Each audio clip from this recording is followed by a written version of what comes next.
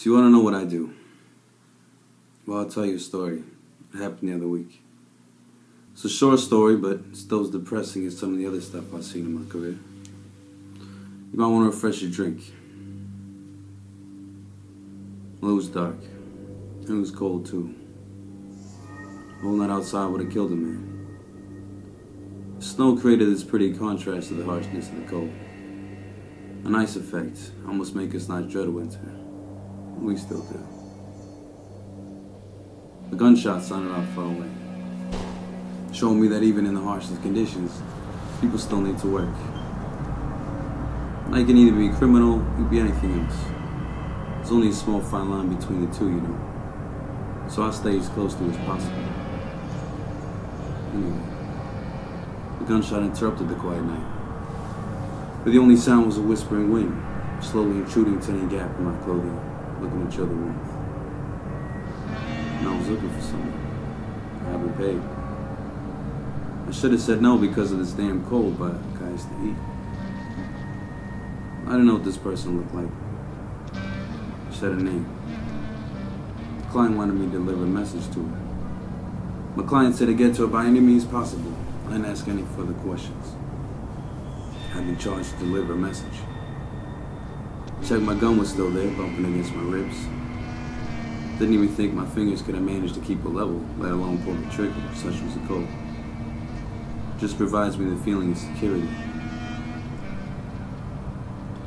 Now the girl was said to be a prostitute. I'm not one to judge. People gotta make a living in this piece of shit town. People gotta survive. I'm lucky I landed this job as an investigator. Missing people, the murders, the kidnappings, the rape, the drugs, all my fields of work. In all the many ways I hate this city, I'm also grateful I've always got work. I'm almost grateful. I can't say hope for a pedophile to take a kid so I can justify putting a bullet in his head. Do what we must to move on. You know what I'm talking about. No, your kind isn't much better. You make money off despair and crime. Like I said, I don't judge. Long story short, I reached the spot where the prostitutes usually were, looking out for their services to theater goers and drunks. I used to run about the girl. She's in that alley there, boss, one of them said to me. I can show you if you like. Declined the offer and had to look for her. I walked into that alley and I saw her lying there.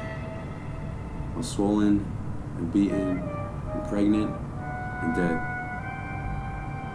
It was a sad sight.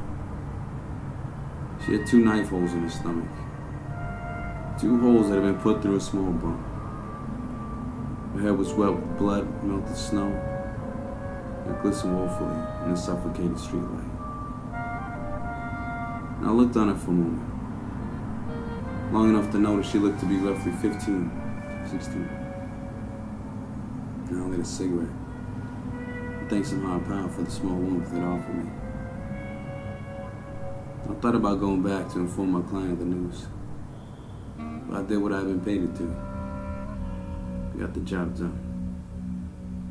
I told April that her mother missed her.